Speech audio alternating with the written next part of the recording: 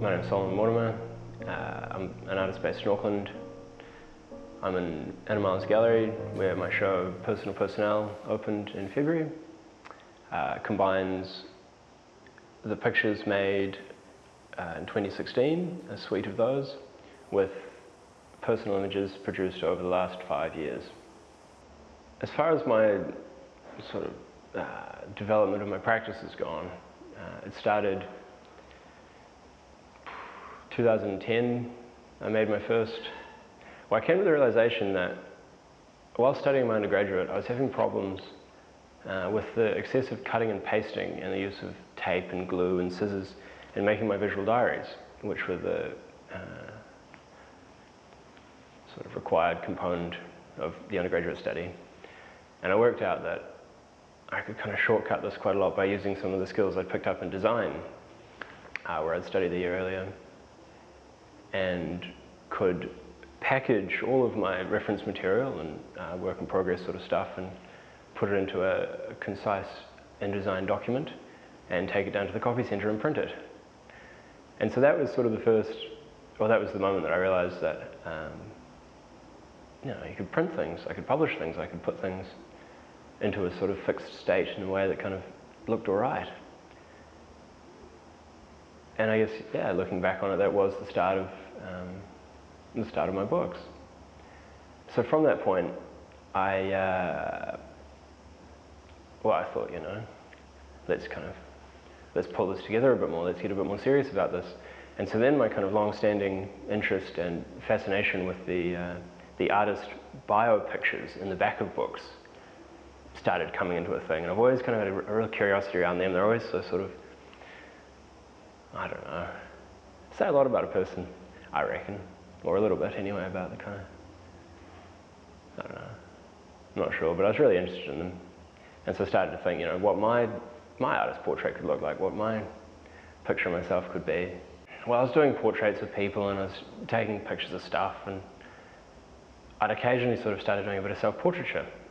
I'd inherited a whole lot of clothes from my grandfather, and these sort of really kind of wacky outfits, and I mean, not all wacky, but kind of, I don't know, things that were very different from the man that I understood him as. There were tracksuits and robes and sort of bizarre glasses, and I started sort of piecing together some of these things and trying to work out what he might have been like, and that sort of tied in with the kind of stage I was at in my life, where I was doing a lot of kind of, who am I? I think I was 18. I was trying to locate my own sense of identity in a lot of ways, and so that sort of catalyst for that, I guess, was trying to work out what a bio picture could be like for me. And so the very first iteration, the first time that I ever used a picture of myself was in my contextual document at Unitec. And it was the image, "Where's Wally Cocksock?" And it was me standing in the swimming pool with a Where's Wally Cocksock. Yeah, and that was the back page of that. And I thought that was quite good. I thought that sort of, I don't know, I quite like the idea of having a sort of alternative artist portrait. And so from there, the next time I used one was in the first edition book that I published, A Recent Encounter, which was the culmination of my undergraduate study, which had on the first page the Donovan Pinkerton #1, next to a semi-bold Minion Pro Intentions. So it's quite fun looking back on this. But yeah, so that was where the self-portrait sort of started making an introduction into my practice. But the books were really what took off, much more so than the self-portraits, I think. The books were really exciting. I worked out I could exploit and exploit probably is the appropriate word for the copy center. I would go there with my 7 documents, one for each section of the book, and a cover stock one, and a dust jacket document, and 7 different paper stocks that I'd ordered from Spices, wanting what do you call them, sample packs. So this book here was the first one was an edition of 50, was the edition, but they'd only give me 20 sheets of this drink coaster board, or there would have been, it would have been 20 sheets because it's one per thing. So I printed 20 with the drink coaster board, print samples. And it was like a 300 gram stock, and it barely went through the printer, and got my colour on there. And I got a dust jacket. This is quite fun. It's got a secret picture inside the dust jacket. There you go. And as far as the practice and these kind of books go, at the time I was very much trying to use the camera as an excuse to talk to people, I think. I quite liked the ability that it had to open up conversation, and I could walk up to anyone on the street and start having a chat about things in a way that you really can't do without a camera, I don't think. Or maybe you can, but it's just a very good excuse to say, excuse me, I'm Solomon, I'm doing a project on the area or on people and making photographs, could you tell me a little bit what are you up to? And so I got to learn a lot about a lot of people, and particularly the early kind of work like this recent encounter book was those narratives were really, really sort of important parts of the books, where it was kind of the image was almost sort of the you couldn't really say secondary, but it was the text, and it was the encounter, it was the meeting and the story, and the learning for myself that was important, and the picture kind of served as a reminder of who they were, so that when I'd go through my negatives, I could see, oh, that guy, I remember that, and then put little things together. And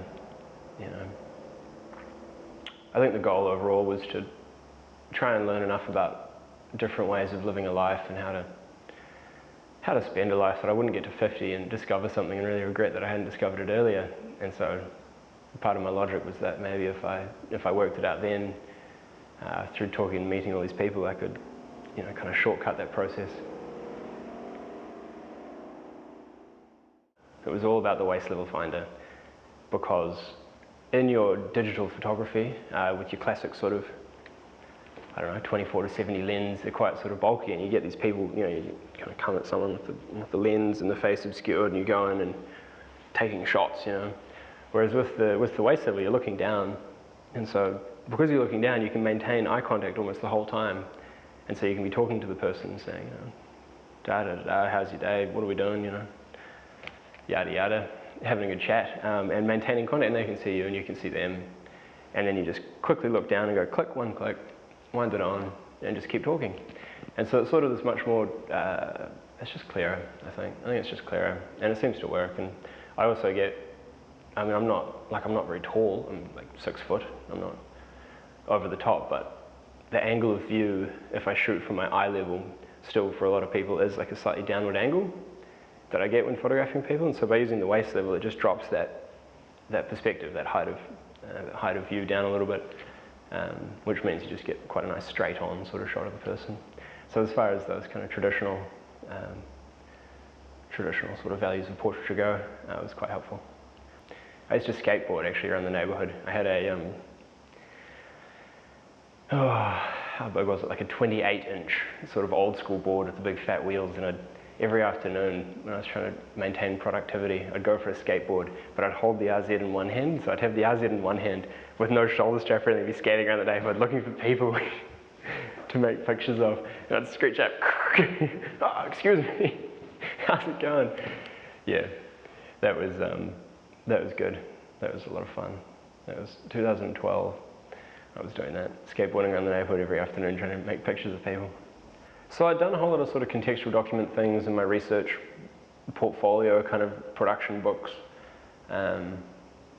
which was all sort of quite experimental, I would say, in terms of their production values, and a lot of them are losing pages now, but they were all one-offs and they were done for my study. This was the first one printed in an edition, and this is what I graduated with in my undergrad from Unitec in 2011. And then after that, I finished up in November and thought, I need to maintain productivity. I thought, the things, I'm really enjoying this, and people seem to really like this book. I think I sold them all, or I sold all the 20 that I'd made, and was really excited. And so I thought I'd go and live in a tent and hitchhike around the North Island. I thought that'd be a good way to see the country. And so I was hitchhiking up the West Coast, and I think I got an email from Anna, actually it was, saying that she'd seen the book and she really liked it, and she wanted to give me a show, and she wanted me to do another book. And the show was going to be in like March or April, and it was, I don't know, it was probably late December by that point, and I thought, oh my goodness, I'm about to have my first show in a couple of months, and she wants another book, and I'm going to have to really get things into gear. So I did, and so I really got into it, and shot sort of 40 rolls of film or something. Yeah, and kept traveling around, just kept hitchhiking with my little tent and my bag, and went all through, went up to Apara and went down the east coast, stayed in Cable Bay for a while there, and made this book, this was the second edition book that I made, and it was somewhat aptly titled Solomon's Travels, Volume 1. At the time I had probably I still do actually, it's quite a romantic vision of having the 12-volume set by the time I'm 50 of Solomon's Travels, which is a bit ridiculous really, but I quite like it. It was a bit of fun. And I got to design this cartouche on the front and have it all stamped. And look, I'll tell you what, this book was a nightmare actually. This book was such a nightmare because what I wanted is I wanted to see that it had been section sewn. And so you've got the cover that folds off and it's hinged on the back, just in there. But then just the first section has a sheet of Naturno, I don't know what it is, like a 250 gram probably, one of the spices stocks I think. And it's just this one sheet, just wrapped around the first section, printed with white ink. And all it says on this whole sheet, I think, published, pressed and trimmed by Solomon Mortimer with my ISBN number. And the effort that I went through to do that was just remarkable, it was ridiculous. And it's got a cutout and you get a little picture in there and the picture comes off and then, opens with a watercolour called Solomon's Travels about the love between a man and a crocodile, and it was sort of little pictures I do while I was in my tent and had nothing to do with the afternoon. Yeah, so I'll tell you what else though. What was really, really, really hard in this book was that for some ridiculous reason, I became totally convinced that I needed a gatefold. And so in this book there's one gatefold. And I collated all these books and folded them all myself because it was going to be way, way, way cheaper if I did all the collating and folding of all the sections myself.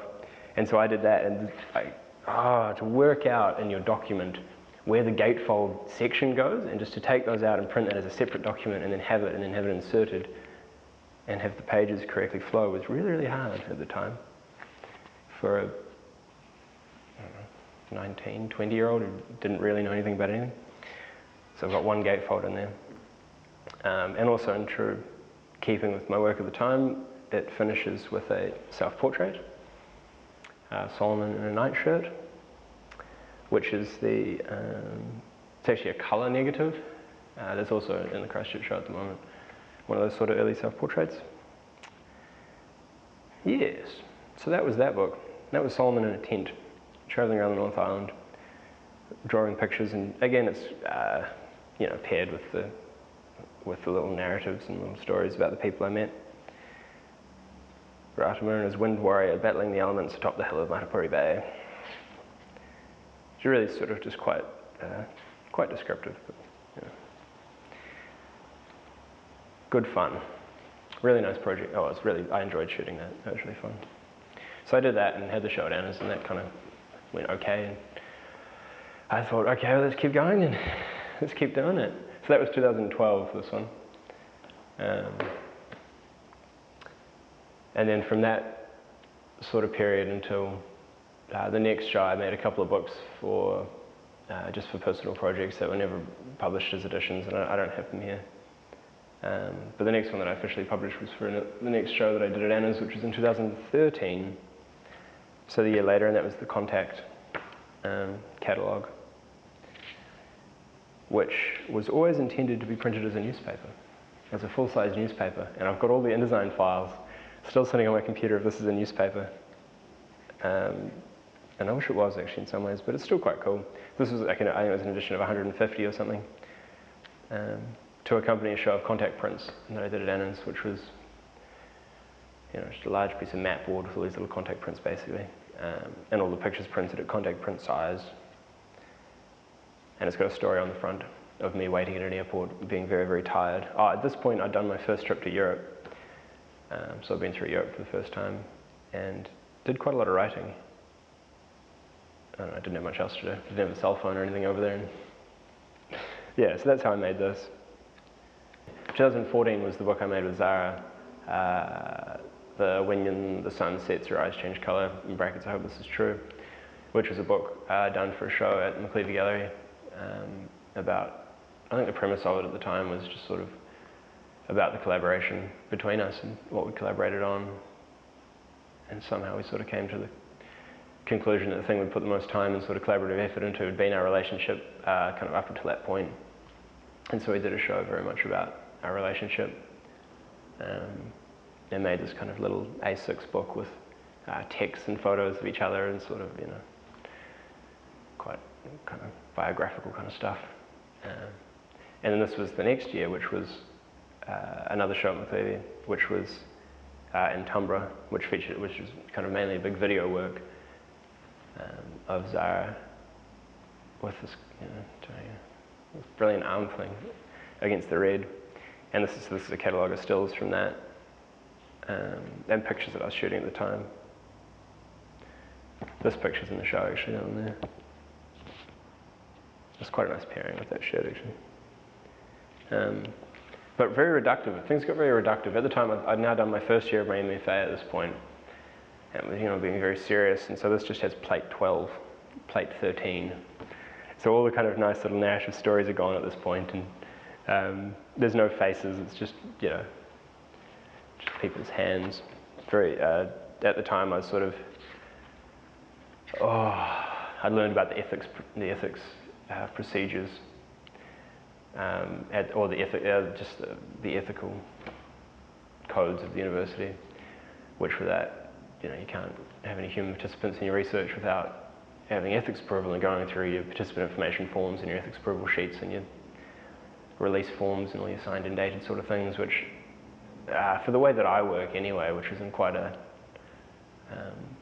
quick, I guess. I kind of just talk to the people and explain what I'm doing and then make a picture and carry on, to then sort of, you know, to go in and make all those forms and do the whole explanation thing. The relationship changes sort of quite a lot through that period, and I just wasn't able to make the pictures that I wanted to make, or I couldn't shoot how I wanted to shoot. And so I had to start photographing little bits of people in order to get around that ethics approval procedure. So yeah, at this point I was shooting little bits of people.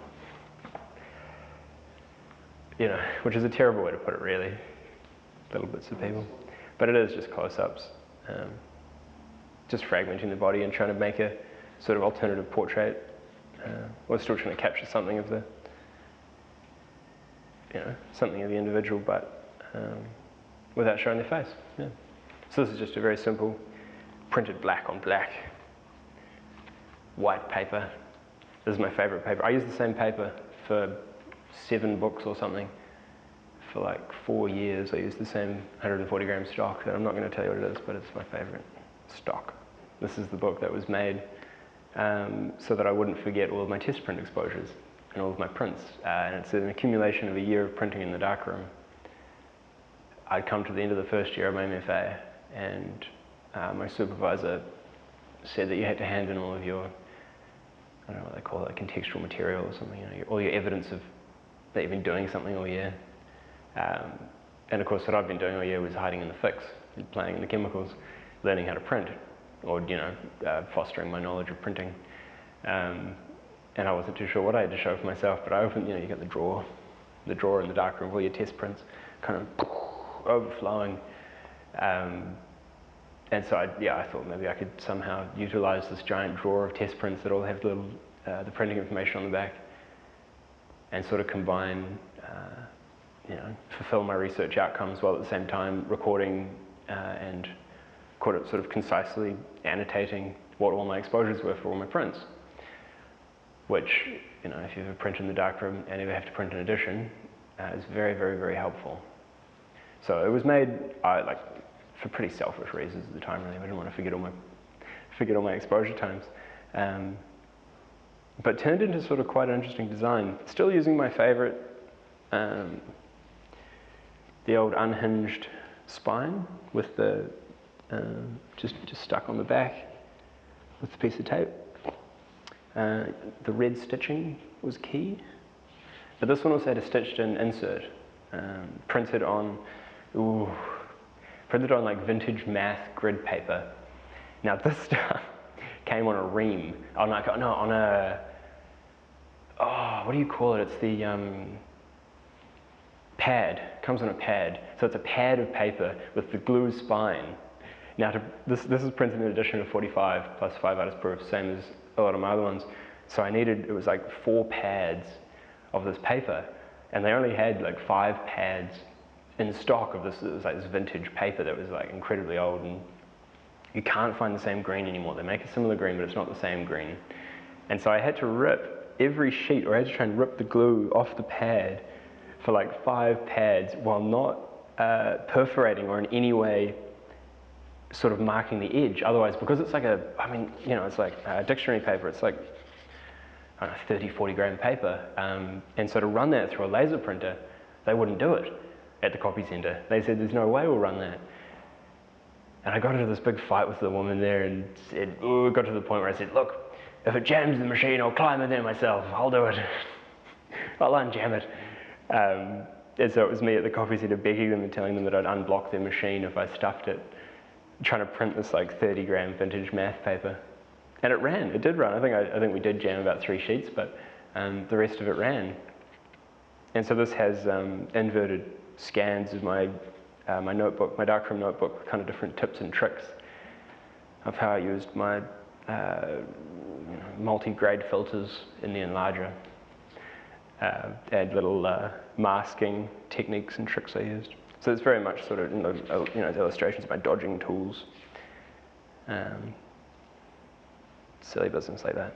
So very process orientated, and then the book itself contains test strips. So it's like on the spread here, this is the front of the test strip, and this is the back of the test print. So you can see the variations in the exposure. First one, F16. I also learned a lot about printing during that time. Like I look back down, this is like a grade 5, 2025, and grade 2, 10, which if you know anything about multi-grade printing, going from a grade 5 to a grade 2 is like, it's just fucking stupid. Anyway, I would say the final print wasn't made of that. I think that was probably like more of a 3-2 split. The book itself was called F16, grade 3, 2025, 30, grade 2, 10, 12, 15, which if you've got like a well-exposed negative, that was, and the scale that I was printing at, that was a pretty good base point. Like if it was a reasonably exposed negative, not too bright, probably maybe like a stop under actually, that was pretty nice. Pretty nice first test. Yeah. So that was that one, whole lot of test prints. This took forever. At the back you've got the page 3, descending briefcase number 2, test number 6, fiber-based silver gelatin print, 65 by 37 millimeters, edition 1 of 1, 2015. And so every single test print that's in this book I'd like measured and then worked out what the image was of it, and then worked out what test print number it was in the process of my test prints for every bloody one. There's 71 pages of them. Some pages have 2 test prints on them. So a lot of measuring. That's what study does to you. It really messes you up. You end up doing stuff like that. It's crazy. Mad idea. Finishes with a black, because you always want a black strip. So that when you're doing your tests, you can put the black in your test up against your black strip and see how good your blacks are. Because there's nothing worse than printing a print and being like, oh, I've got quite good blacks. And then you get the full print out, especially because I print on the 5.4 glass plate enlarger, so you get the paper has a black edge printed on it. And that edge, obviously, because there's no negative in front of it, goes black much quicker. And so if you get proper, 100% sort of D-max on your edges, you can see if your print comes out really grey. And there's nothing more depressing for me than coming back and finding out my print was actually really grey, and I should have checked it with my black strip to see if I was actually achieving like a good black. So the black strip's the key. The latest book, and this is the book that was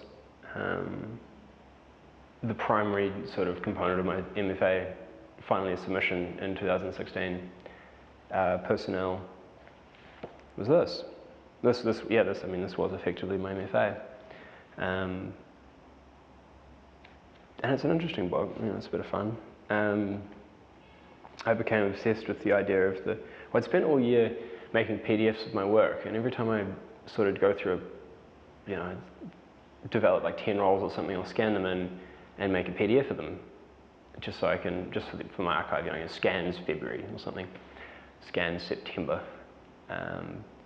And throughout the whole year I've been trying to work out what the perfect grey to present them against was, because, I don't know, you get into your head this kind of traditional photography thing about the grey, you get the right grey and it brings out the black and white and the thing. And I'd spent the whole year kind of trying to work out what that perfect grey was. And so I had sort of, 10 or 11 probably PDFs with all the different greys. And I wanted to somehow, share my burden with the audience and show them just the effect of grey against your images. And so for some reason I decided it was a good idea to have this book go from a 1% grey on the first page through to 100% grey on the back page. And so the book's exactly 100 pages. Interestingly enough, because you get 2 pages at a time, it actually goes in 2% increments, because otherwise you'd get 1% grey, you get 2%, 3%, which I thought wouldn't look very good. So it actually goes, I guess it probably goes 1% there, and it goes 2%, 4%, 6%, 8%, and it goes like that through to 100. So, look, you get to see the effect of the different images against the grey. I think the colour images really start popping as you get a bit darker. Photo of the Queen.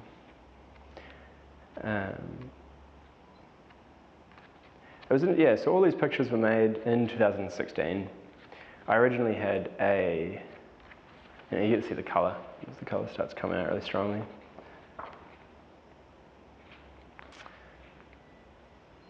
But I originally had maybe 12 extra pictures that were from 2015, which were from the first sort of half of the project that I'd done. But I found out kind of 2 weeks before running the book that the 2-year MFA program is not actually a 2-year MFA program. It is 2 1-year MFA programs. And so therefore any work completed in the first year of your MFA program is not actually considered to be part of your second year project. And so therefore that will have to be taken out. So I lost about 11 pictures from this book as a result of that. However, once you finish the institution, you can sort of sneak them back in again. And so so in the show here, this is the personnel suite, which is 32 images from the personnel project, which I consider to be the 2-year project completed over my MFA. And that's got a couple of pictures that kind of come back in again from that 2015 set. Yes, so it's funny that happens. The hardest thing about this book was the 20mm bevel on the foredge of the book. Nicely illustrates the grey. Total nightmare to bind. The printers wouldn't touch it. And so when I printed this, none of the printers didn't want a bar of it, and the binders thought it would be a nightmare, and it was a nightmare actually, getting the binders to bind this. Very, very, very good binders. Cannot speak highly of them enough, but really, really hard to get 100 pages to float like that. But the best thing about it, in some ways for me, was that I think it was probably, in some ways, a response to the institution, or just to the way that I've been working there, and it was sort of so controlled by them. They were so sort of, very regulation driven. That a way that I found I could possibly sort of take back a bit of my own agency, and that was by really being able to dictate the sequence of my book. That was just a small little way. And so with this book, it's the first book where I've successfully achieved being able to dictate the sequencing of the book by the fact that because of the bevel, you can't go backwards through it. So you can't go from back to front, you can't, you just can't. And so the sequence in the book is very much controlled as a left to right, front to back progression. So that was sort of, I really enjoyed that. I took some solace in that I could I don't know. I reckon it pissed a few people off, but that's okay. Yeah, so the book goes from front to back. I'd say, I mean, that's definitely one of the reasons that I make the books, actually, is because of the amount of time that I can spend playing with sequencing and sort of trying out my sequences and working through it and developing those relationships between the pictures in a way that the exhibition format, in a traditional sense, or at least in the way that I was sort of trained to think about it with, you know, your 7 silver gelatin fiber-based 16 by 20 inch prints, really doesn't allow you to do, or at least not regularly. You know, I have, you know, if I'm lucky, I'll have kind of, you know, a few shows a year. But that's, I mean, that's 3 opportunities. That's 3 times a year that I get to think about sequencing and how works work on a wall and how they speak to each other in scale and positioning and all that sort of thing. With a book, I can do it every week. Every week I can go down to the copy centre with my black and white pictures and I can print off a dummy for, you know, $6.89. You know, staple it through the top just to check it, and then I can feel it. And so I get to spend a lot of time thinking about how pictures relate. The inverse of that is that relationship, trying to work that into a way that does translate into the wall when I do have an exhibition, is still a mystery to me. They don't seem to back translate. What works in a book doesn't necessarily work on a wall, and that's what happened in this personnel suite, which is sort of, you know, it is very much referential to the book sequence and the book structure with the plates, you know, at an A5 scale, sort of very domestic publishing scale, your A5, you know, printed on grey paper, or on a line, it's 32 prints. But yes, yeah, so this is a different sequence to the one in the book, and it does bring back a number of the pictures from the 2015 year, as well as the 2016. But this is as close as I've got to bringing my experience in book sequencing and sort of picture narratives into an exhibition. And it is contrasted by the work on the other wall, which is the salon, which is all, you know, meticulously sort of printed silver gelatin fiber prints from the last 5 years, really. So, 2 sides of the coin there. Yeah, it's all come together somehow.